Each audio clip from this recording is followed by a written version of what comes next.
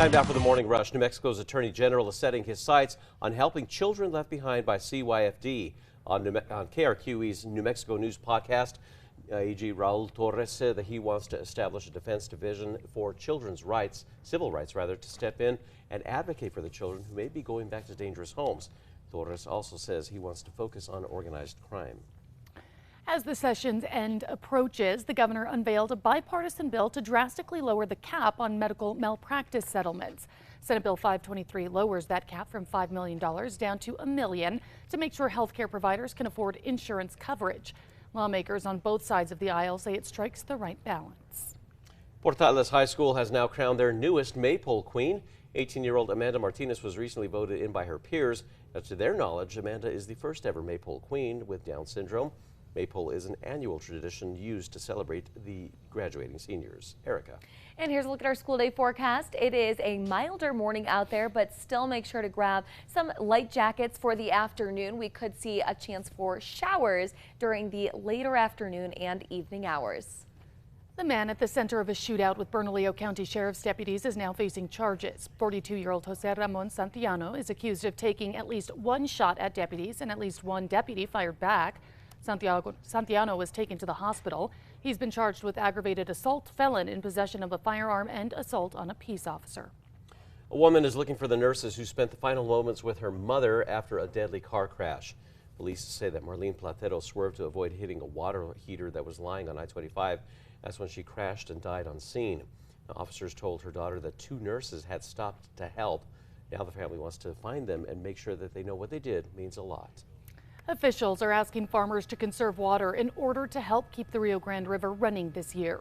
Reconstruction of the dam at El Vado Lake means more water will run earlier through Cochiti and down to Elephant Butte. The Conservancy District says it will operate a staggered start for water releases in the spring. Erica. And here's a look at our threat index. It is moderate as we could see some heavier rain showers this afternoon and evening, pushing from western New Mexico into the Rio Grande Valley. Plans for the controversial obelisk that once stood in the Santa Fe Plaza will come to a halt. Protesters tore down the statue because it honored Union soldiers who fought Native Americans during the Civil War. Rebuild plans were protested by dozens of residents at a previous city council meeting. Councilors will formally withdraw those plans in a special meeting happening tonight. In the northeast parts of New England, severe weather is slamming parts of the country, causing hundreds of flight cancellations and causing tens of thousands to be without power. Meanwhile, parts of California are being soaked, with tens of thousands of Californians under evacuation orders. The Pentagon now says that a Russian military jet hit a U.S. drone over the Black Sea, sending it crashing into the water. Russia's defense ministry denied the jet made contact. Defense officials say that Russia often intercepts U.S. drones, but it never turns out like this. Officials would not say if the drone was armed or not. Erica. And here's a look at traffic. The maps are looking clear right now, no accidents. And here's a look to the Big I. It does show that there are some slowdowns getting onto I-25 northbound from I-40 and I-25 on the southern end. Dashcam video captured by an Arizona trucker is turning heads this morning. Video shows what appears to be a transparent figure on State Route 87 in Maricopa County. William Church, the driver, says the figure was standing in the road. State Route 87 is one of Arizona's main highways to and from mountain communities. Time now for the 5 facts. At number 5, a section of busy road in the South Valley will soon be getting some major improvements. The $10.8 million project will focus on the 2nd Street and Rio Bravo intersection. That area will see improved turn lanes, lane widening, traffic signals, and even lighting improvements. Bernalillo County Commissioners accepted $4.6 million from the state DOT also for that project. At number 4, happening tonight, plans to fix or replace the destroyed obelisk that once stood in the Santa Fe Plaza will come to a halt. That's with no timeline for future proceedings. Protesters tore down the statue in 2020 because it honored Union soldiers who fought Native Americans during the Civil War.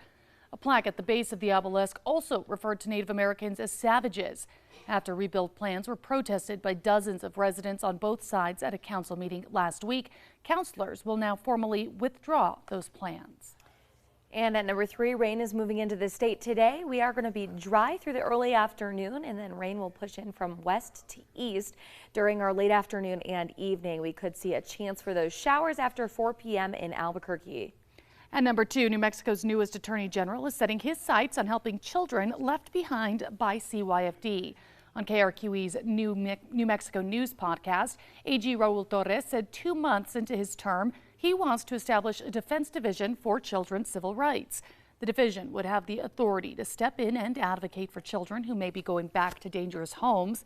Torres says he also wants to focus on organized crime, saying the recent closure of Walmart in Albuquerque's International District is a wake-up call. And at number 1, an Amber Alert has been issued this morning for 3-year-old Aviana Gaco Hernandez. State police say that she was taken from her home in Deming by Jamie Gamboa and Adriana Rivas. Gamboa is 5'5" with brown hair and brown eyes and a goatee. Rivas is 5'6" with red hair and brown eyes. Meanwhile, Aviana is 3'5" with brown hair and brown eyes. Now, she was last seen wearing a black shirt and jeans wrapped in a blanket. Police say the suspects are acquaintances of Aviana's mother, and they took her on foot after an altercation with her mother. Anyone with information is asked to call the Deming Police Department or dial 911.